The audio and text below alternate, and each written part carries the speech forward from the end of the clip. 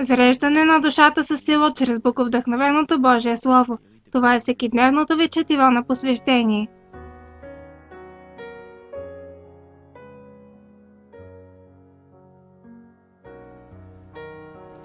Нашето високо призвание. Четиво на посвещение от Елън Уайт. 5 юни.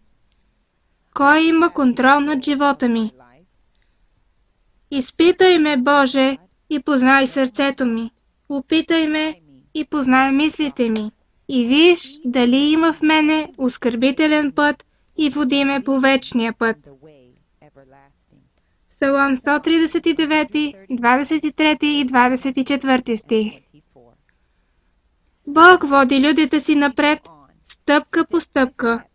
Той ги завежда в положения, предвидени да разкрият подбудите на сърцето. Някои издържат в една точка, но отпадат в следващата. При всяка напредваща стъпка, сърцето бива проверявано и изпитвано малко по-отблизо.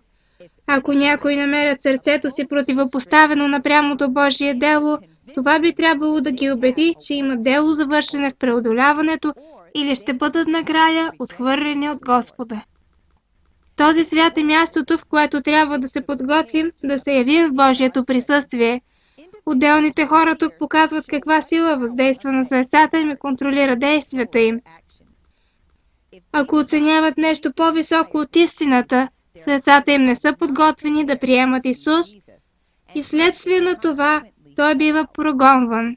Ако отделните хора, когато бъдат изпитани, откажат да пожертват идолите си, Божия дух ще ги остави с греховните им черти непокорени на контрола на злите ангели. Мнозина, които изповядват, че са Христови последователи, са несклонни да изследват отблизо собствените си сърца, да видят дали са преминали от смърт към живот. Някои се облягат на стар опит, като изглежда мислят, че една проста изповед на истината ще ги спаси, но Божието Слово разкрива ужасния факт, че всички такива подхранват лъжлива надежда. Млади и стари, Бог сега ви изпитва. Сега решавате собствената си вечна съдба. Гордост, мода, празни разговори и егоизъм са злини, които, ако бъдат подхранвани, ще нарастват и ще задушат доброто семе, посято в сърцата ви. Нека ние, като Христови последователи, претърсваме сърцата си с запалена свещ, за да видим на какъв вид дух сме. За свое настоящо и вечно добро, нека критикуваме действията си, за да видим дали устояват светлината на Божия закон.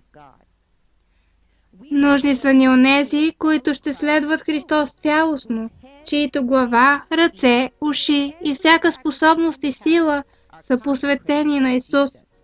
Не силата на портфейла или мозъчната сила, но силата на сърцето е, от която се нуждаем. Нашето високо призвание, 4 юни. Насърчавам ви да бъдете изпълнители на Словото, а не само слушатели. Благодаря ви, че ни слушахте и се уверете, че ще се присъедините към нас и утре за вашето всекидневно четиво на посвещение.